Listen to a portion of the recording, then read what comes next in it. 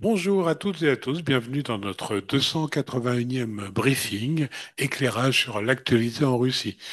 Alors aujourd'hui, comme tout, enfin lundi, vous savez, c'est plutôt l'international qui nous préoccupe et donc c'est Igor qui va s'en charger pour l'essentiel et éventuellement s'il y a des précisions à amener ou des questions qui se posent, bien entendu, Arnaud, qui est fidèle au poste également, pourra intervenir et dire un peu son point de vue, ce qu'il en pense, apporter des précisions, enfin, dans son rôle habituel. Alors, faut pas se cacher qu'aujourd'hui, avec l'actualité au Moyen-Orient, et d'ailleurs, sur une note plus mineure, l'actualité en France avec le gouvernement, tout ce qui est autour de l'Ukraine et de la Russie est un peu passé au second plan, en France notamment. Donc, heureusement, vous êtes là pour nous dire que les choses continuent, qu'il y a des évolutions peut-être et qu'on peut peut-être espérer une issue aussi favorable qu'au Moyen-Orient en tout cas, enfin, au moins dans ce qu'on peut en présager. Voilà. Ben, Igor, on compte sur toi, tu vas tout nous dire. Que s'est-il passé? Que se passe-t-il? Que se passera-t-il? Donc bonjour à tous, c'est vrai que l'actualité de cette fin de semaine dernière et début de semaine est très dense avec ce qui se passe en ce moment au Proche-Orient, l'actualité évidemment française. Bon, néanmoins, en cherchant un peu, on peut trouver évidemment des développements du côté de nos sujets, j'allais dire, habituels. Alors sur les Tomahawks et la livraison de Tomahawks à l'Ukraine, j'ai pas vraiment grand-chose à ajouter par rapport à ce que Arnaud a raconté jeudi lors du briefing auquel je n'ai pas pu prendre part. Je relève qu'il n'y a pas vraiment de développement du fait que Donald Trump est très occupé avec le Proche-Orient, avec ce qui se passe aussi à Sharm el-Sheikh, et que hormis des phrases un peu elliptiques, il n'y a rien de très, comment dirais-je, substantiel. Donc là-dessus, pas vraiment d'évolution. Côté russe, j'ai vu émerger depuis ce week-end et aujourd'hui un nouvel élément de langage. Alors à voir si jamais c'est quelque chose qui a vocation à revenir ou pas, mais c'est un élément de langage qui porte sur la nature duale du missile Tomahawk, à savoir que c'est un missile qui peut emporter une charge conventionnelle comme une charge nucléaire. Et donc, certaines personnalités en Russie, M. Medvedev par exemple, mais il n'est pas seul, certains experts aussi commencent depuis 48 heures, 3 jours à faire des publications, des posts sous différentes formes pour expliquer que si jamais les Tomahawks étaient transférés à l'Ukraine, en principe, les Russes seraient dans l'incapacité de déterminer s'ils sont équipés d'une charge conventionnelle ou nucléaire, et par conséquent que la Russie se réserverait évidemment la possibilité de riposter avec les moyens qu'elle jugera adéquats. Donc évidemment, ça permet de, comment dirais-je, de mettre en lumière deux éléments. Un, le premier qui est assez traditionnel, le risque d'escalade incontrôlée que les Russes ont systématiquement en fait mobilisé tout au long depuis le 24 février, dès lors que les Occidentaux décidaient de monter en gamme dans le type de matériel qu'ils livraient aux Ukrainiens. Et de deux, ça permet aussi de mettre, comment dirais-je, la lumière sur la volonté des Russes de réamorcer le débat sur le contrôle des armements avec les Américains et sur la stabilité stratégique en mettant en avant cet aspect dual du missile, évidemment à portée intermédiaire. Mais là aussi, je me pose la question de savoir si jamais c'est un élément de langage qui a vocation à revenir ou est-ce que ça a été ces derniers jours une mode qui s'est emparée pendant 48 heures, 3 jours des posts ou de la publication de certains experts et officiels russes. Alors, je passe à un deuxième point qui sont les frappes sur les infrastructures énergétiques, puisque évidemment cela continue et cela continue de part et d'autre. Alors, Bloomberg a publié un papier en fin de semaine selon lequel les Russes ont détruit environ 50% de la production nationale de gaz naturel en Ukraine, qu'il y a eu particulièrement deux journées avec des frappes extrêmement intenses, le 5 octobre et donc le 10 octobre plus récemment, avec plusieurs centaines de drones qui se sont abattus chaque fois sur l'Ukraine, des missiles de croisière, dont des missiles hypersoniques comme le Kinjal, qui ont été employés là aussi lors de ces frappes. Dans la frappe du 10 octobre, enfin, au moins 1 million de personnes ont été plongées dans le noir avec des coupures de courant temporairement, mais néanmoins suite à ces frappes qui ont été réalisées donc sur l'Ukraine. Et de l'autre côté, on assiste toujours à des frappes, alors moins intenses, mais continues sur les infrastructures énergétiques russes, et surtout dans la profondeur, puisqu'il y a eu des frappes jusque dans la région de Tumen, où on a vu des objectifs qui ont donc qui ont été attaqués. À cet égard, le Financial Times a publié un article assez intéressant où il révèle ce que en fait on sait, ce qu'on suppose même que l'on sait depuis longtemps, à savoir que les États-Unis aident depuis plusieurs mois l'Ukraine à mener cette campagne de raids aériens, enfin de drones contre les infrastructures énergétiques russes à l'intérieur du territoire russe, donc que les services de renseignement fournissent donc, américains fournissent les données aux Ukrainiens qui permettent à Kiev de planifier ses attaques, de déterminer quelle est la trajectoire optimale pour contourner la défense antiaérienne russe, le moment où frapper les objectifs, et que tout ce processus de coordination est réalisé, on pourra dire, en bonne intelligence entre les services américains et les Ukrainiens, même si la Maison-Blanche, évidemment, ne reconnaît pas officiellement cette implication directe dans ce type d'opération. D'ailleurs, ça fait un écho à ce que je vous disais auparavant sur les Tomahawks, puisqu'évidemment, tous les experts savent très bien que les Ukrainiens seraient incapables d'utiliser les missiles Tomahawk sans je mets de côté la question du lanceur, hein, qui reste un vrai point d'interrogation pour beaucoup de monde. Mais admettons qu'on règle la question du lanceur, les Ukrainiens auront besoin des Américains pour tout le processus de mise en œuvre de la munition, depuis sa préparation jusqu'à la frappe. Donc ça renvoie à la question bon, de la co-belligérance, mais évidemment de l'escalade. Il y a un troisième sujet sur les actifs gelés de la Banque centrale russe, puisque l'Eurogroupe s'est réuni en fin de semaine dernière au Luxembourg pour discuter d'un tas de sujets, dont la question des actifs gelés de la Banque centrale russe, puisque la Commission européenne notamment a appelé les pays du G7 et principalement le Royaume-Uni et le Canada à exproprier les actifs souverains de la Russie qui étaient gelés sous leur juridiction. C'est ce qu'a déclaré le commissaire européen aux affaires économiques, M. Dombrovskis, lors de cette conférence de l'Eurogroupe qui s'est donc tenue en fin de semaine dernière. M. Dombrovskis a donc donné une conférence de presse ce jour-là et expliqué que le projet de prêt de réparation, c'est comme ça que ce projet est appelé, hein, ce prêt de réparation à l'Ukraine, prévoit l'utilisation d'actifs russes gelés, avec un besoin manifestement urgent de 60 milliards de dollars pour 2026-2027, première tranche en quelque sorte. Euractiv, le portail Euractiv d'information de son côté a fait savoir, en s'appuyant sur les sources diplomatiques qu'il a consultées, que les pays de l'Union européenne pourraient en fait ne pas parvenir à résoudre ce sujet parce qu'il n'y a pas de consensus aujourd'hui sur ce plan de financement de près de 175 milliards d'euros, hein, on en avait parlé il y a quelques semaines, qui est donc proposé par Bruxelles pour l'Ukraine. La Belgique, on en avait, là aussi on l'avait dit, hein, où sont conservés pratiquement l'entièreté, en tout cas une très grande partie de ces actifs gelés sous juridiction européenne, est réticente à avancer sur ce plan pour des raisons qu'on a évoquées, réputationnelles, juridiques. Elle veut un engagement écrit de la part des autres pays qui sont prêts à compenser matériellement les pertes qui risquent d'être très importantes si jamais on procède à cette saisie des actifs russes, tandis que d'autres pays sont plus allants sur ce projet. Donc l'Allemagne, évidemment, mais pas seulement. Et l'article de Réactive conclut pour dire qu'il y aura un très gros travail à la fois juridique, technique, politique, etc., pour convaincre la Belgique, mais aussi d'autres pays, d'avancer donc vers ce fameux projet.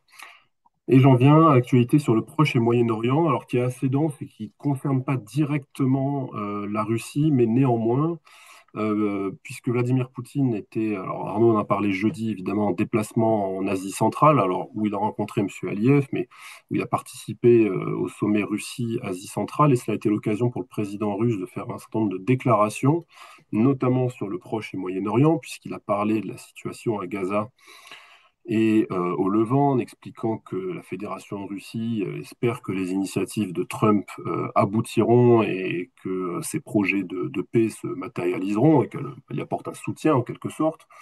Que la Russie, ses partenaires de la CEI, considèrent que seule la création d'un État palestinien indépendant permettra de stabiliser le Moyen-Orient. Ça, ce sont des choses qui sont rappelées, hein, qui sont connues, mais qu'il est bon de rappeler par les temps qui courent. Et s'agissant d'un autre sujet de la région, le nucléaire iranien, eh bien, M. Poutine a parlé de problème nucléaire iranien qui ne pourra être résolu que par des moyens diplomatiques, autrement dit renoncer à l'emploi de la force, hein, et une nouvelle campagne de bombardement. Le directeur général de l'AIEA, M. Grossi, qui était en visite en Russie d'ailleurs, a également, M. Poutine s'est fait l'écho de ses déclarations en disant qu'il avait relevé l'envie de l'Iran de résoudre le problème lié au règlement nucléaire. Alors je rappelle que l'Iran a gelé sa coopération avec l'AIEA depuis le retour, ce qu'on appelle le snapback, donc des sanctions internationales sur l'Iran depuis maintenant quelques semaines. M. Poutine a également annoncé que la Russie et l'Asie centrale ont des approches relativement communes ou similaires sur ces problèmes-là et qu'ils coordonnent leurs positions. Bon. Mais le sujet, c'était celui du sommet Russie-Ligue arabe qui devait se tenir après-demain. Alors je dis qu'il devait se tenir puisqu'on a appris en fin de semaine dernière qu'il était décalé au mois de novembre, donc dans le mois prochain, puisque il venait un petit peu se télescoper avec l'agenda diplomatique moyen-oriental, puisqu'il y a le sommet de Sharm el-Sheikh aujourd'hui, demain, qu'il y a évidemment la visite de Donald Trump en Israël, et par conséquent, il était difficile pour un certain nombre de chefs d'État et de gouvernement du Moyen-Orient de pouvoir faire à la fois le sommet de Sharm el-Sheikh et d'être quelques heures après à Moscou pour le premier sommet Russie-Ligue arabe. Donc, M. Poutine s'est entretenu avec le secrétaire général de la Ligue arabe, qui est le Premier ministre irakien, M. Al-Soudani, en fin de semaine dernière pour convenir d'une nouvelle date qui sera annoncée ultérieurement, mais en tout cas du fait que ce sommet était décalé au mois de novembre prochain. Je rappelle que la Russie n'est pas représentée, n'est pas présente au sommet de Sharm el-Sheikh, où il y a une vingtaine de pays qui sont rassemblés. Alors une vingtaine de pays plus manifestement les États-Unis et Israël, puisque je crois comprendre que M. Trump et M. Netanyahou doivent aussi faire le déplacement à Sharm el-Sheikh dans les heures qui viennent. Ceci étant dit, M. Lavrov a fait savoir que la Russie était prête à participer à ce sommet sur Gaza, mais qu'elle ne s'imposerait pas.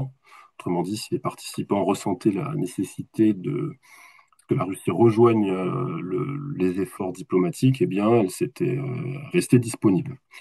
Et un dernier point en lien avec cette actualité, parmi les otages libérés par le Hamas aujourd'hui, eh bien, dans le deuxième groupe d'otages, il y avait un ressortissant du Donbass qui avait donc été fait capturer le 7 octobre, hein, le 7 octobre, le jour des fameuses attaques, et qui était depuis retenu en otage. Il était arrivé en Israël en 2005. Et ce ressortissant du Donbass a été donc libéré. Il y a des documentaires, enfin, il y a des photos qui ont été publiées depuis, il s'est même exprimé. Et il est entré en contact avec sa famille via l'ambassade. C'est des messages qui ont été donnés par l'ambassade d'Israël en Russie, qui ont communiqué donc sur le cas de ce ressortissant de la région du Donbass. Voilà, Président, ce que je pouvais dire pour aujourd'hui. Merci. Alors, est-ce que les Russes ne sont pas un peu vexés d'être tenus à l'écart de ce sommet de Sharm el-Sheikh? Est-ce qu'il y a des pays qui souhaiteraient leur présence réellement? Bah, je ne sais pas, quand je vois la composition, alors c'est très hétéroclite, hein, le sommet de Sharm el-Sheikh, il y a donc une vingtaine de pays. Vous trouvez des pays européens, évidemment, comme la France, l'Allemagne, la Grande-Bretagne, mais des pays également dits du Sud, hein, comme l'Indonésie, l'Inde, qui y sont. Donc c'est l'Égypte, évidemment, qui est représentée, et c'est assez diversifié. Donc, vexé, je ne sais pas. En tout cas, ce n'est pas eux qui sont à la manœuvre sur ce dossier-là. De toute manière, sur le dossier Israël-Palestine, la Russie, à mon avis, est consciente des limites de ce qu'elle peut fournir comme effort, en tout cas, et vers quel résultat elle peut tendre. Et depuis plusieurs années, les efforts de la diplomatie russe sur ce dossier-là étaient concentrés principalement sur la partie palestinienne du sujet, à savoir faciliter la réconciliation intra-palestinienne qui, comme chacun sait, n'est pas une mince affaire, avec toutes les factions qui existent. Hein, on parle du Hamas, il y a le djihad islamique, l'autorité palestinienne. Vous avez en tout une douzaine ou une vingtaine de factions, je ne me souviens plus. Et les Russes sont un des rares acteurs du quartet international qui ont la capacité à rencontrer, à parler avec tous ces acteurs palestiniens, puisqu'évidemment hors de question que pour certains acteurs du quartet et autres de discuter avec le Hamas. C'était déjà le cas avant le 7 octobre, c'est la fortiori après le 7 octobre. Or, les Russes, eux, discutent avec le Hamas et ils ont reçu à Moscou à quelques reprises. Et par conséquent, l'effort diplomatique était porté sur arriver à une position commune des Palestiniens afin de ensuite pouvoir avancer dans la négociation avec les Israéliens. Mais les Russes, en fait, n'ont jamais prétendu occuper, j'allais dire, la première place pour essayer de résoudre cette affaire israélo-palestinienne qui dure depuis des décennies, en tout cas dans la partie post-91, on va dire. Ils sont conscients des limites du possible. Merci de ces précisions. Concernant la réunion de la Ligue arabe, on nous demande si Kadyrov y participera. Ah, je pense qu'il y sera. Je pense que M. Roustam Minnikhanov, qui est le Raïs du Tatarstan, il sera également. Tout simplement parce qu'ils ont rencontré personnellement plusieurs des chefs d'État et de gouvernement des pays arabes, certains à plusieurs reprises. D'autre part, parce qu'il y a des grands rendez-vous, alors je pense spécifiquement au Tatarstan, des grands rendez-vous internationaux avec des foires et des rendez-vous diplomatiques qui peuvent se tenir à Kazagne.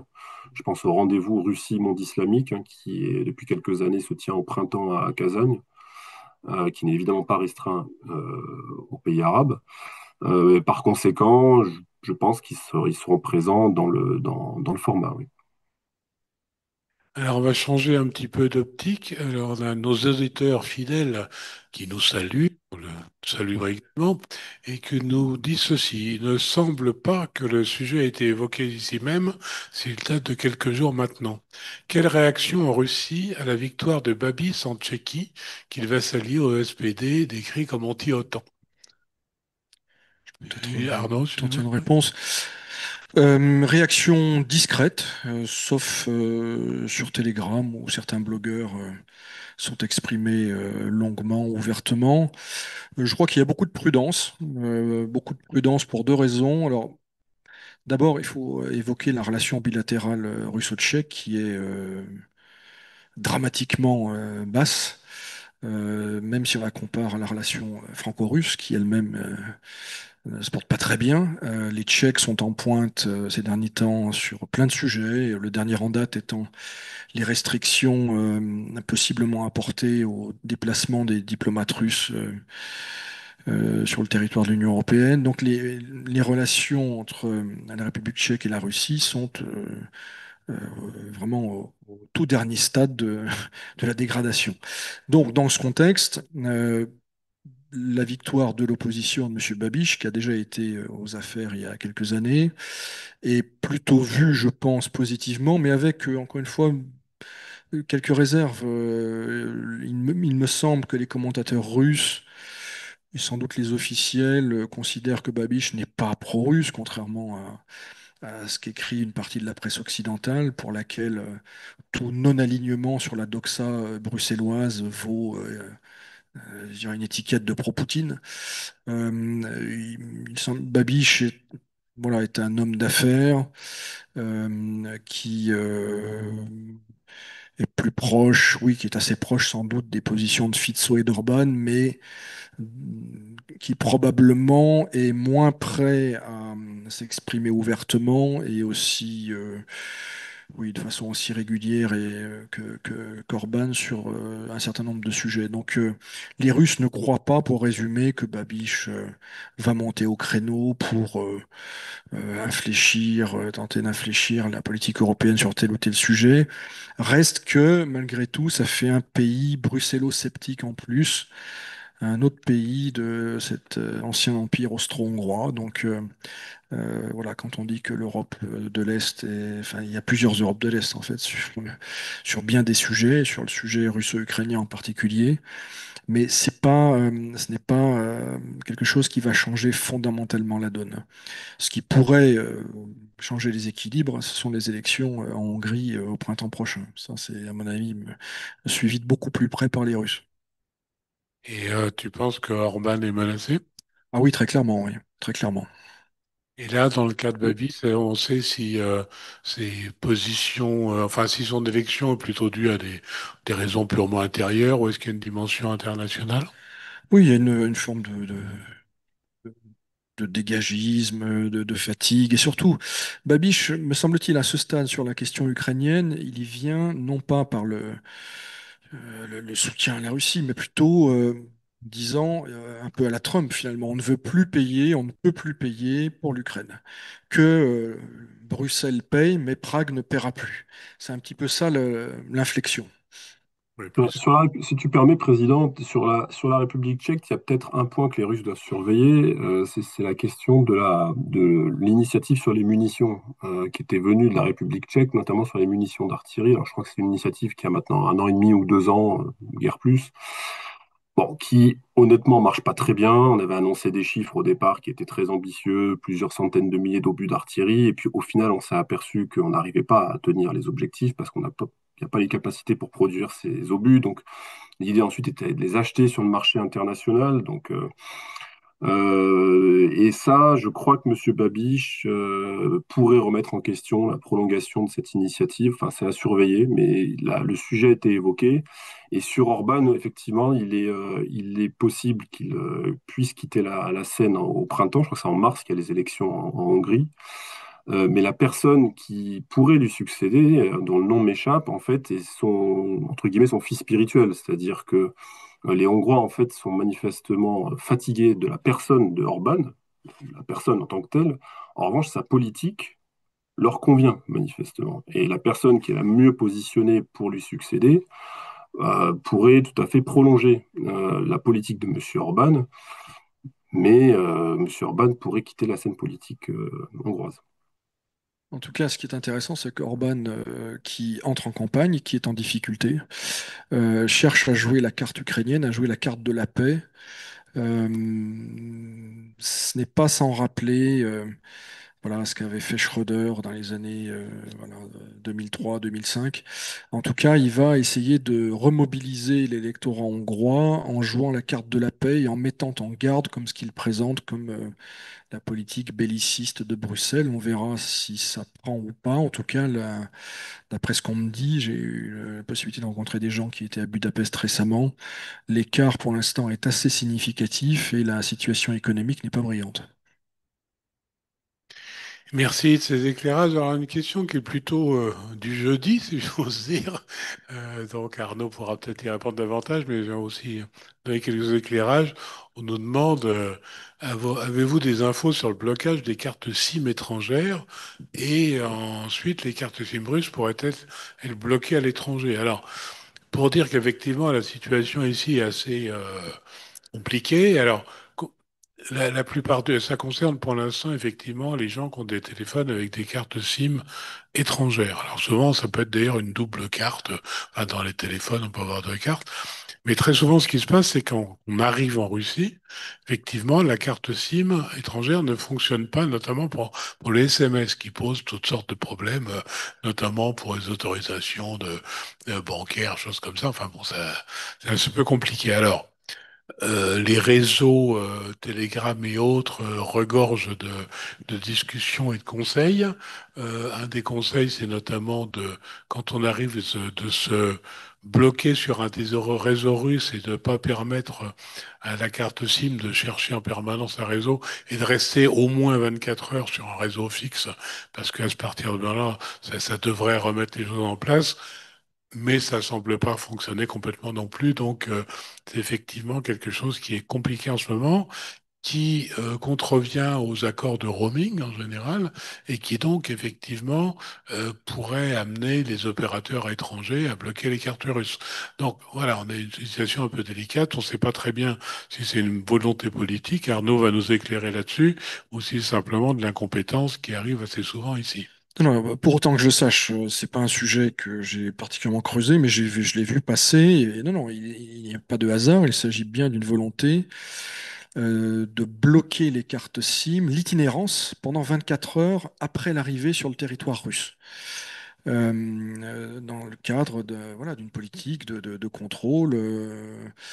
Donc, il ne s'agit pas d'un problème technique, hein. Il s'agit vraiment d'une volonté des autorités qui souhaiteraient qu'il y ait un délai de latence. Alors, tout ça est au nom de la lutte antiterroriste, etc., etc. Donc, c'est un dossier à suivre parce que ça peut poser des problèmes très concrets, effectivement, pour nos concitoyens qui viendraient à Moscou, qui, évidemment, pour la plupart d'entre eux, n'ont pas de téléphone russe. Donc, ça peut être très pénalisant d'un point de vue concret pour faire plein de choses qu'on ne peut faire qu'avec son téléphone portable. Et d'autant plus, on ne sait pas très bien à quoi sert ce délai de 24 heures. que ça me semble pas qu'ils puissent vérifier quoi que ce soit, enfin, à part casser les pieds de l'honnête citoyen, étranger certes, mais c'est assez pénalisant et je pense qu'il faudrait effectivement résoudre le problème rapidement, d'autant plus qu'on est déjà embêté depuis un moment, tous les citoyens étrangers ayant même des téléphones, des numéros russes, avec Gosuslugi, tous les opérateurs qui nous demandent de façon insistante de prouver des tas de choses qu'on prouve volontiers, mais ça continue, on continue de recevoir quotidiennement des messages de MTS et Beeline nous demandant de se conformer à la législation, ce que l'on fait, mais visiblement, quand on va voir MTS ou Beeline, on nous dit, mais non, non, n'en tenez pas compte, c'est réglé, mais c'est particulièrement casse-pied au quotidien. Pas si vous avez des commentaires à faire, mais c'était moi, ma râlerie du jour. Voilà. Bien. Le président a le droit de râler, Le président a droit de râler, et ce qui surtout. n'est pas notre cas, hein, Non, non, avec c'est pas Igor. souvent le cas. Voilà, bien, merci à toutes et à tous en tout cas, de votre fidélité. Nous nous retrouvons jeudi donc pour le grand briefing avec la politique et l'économie intérieure russe menée de main de maître par Arnaud comme toujours, et puis toujours l'éclairage international qu'Igor nous dira tout ce qui s'est passé de nouveau depuis 3 4 jours d'ici là, en ayant le Proche-Orient sera peut-être passé déjà un peu en deuxième plan et on reviendra à nos amours premières.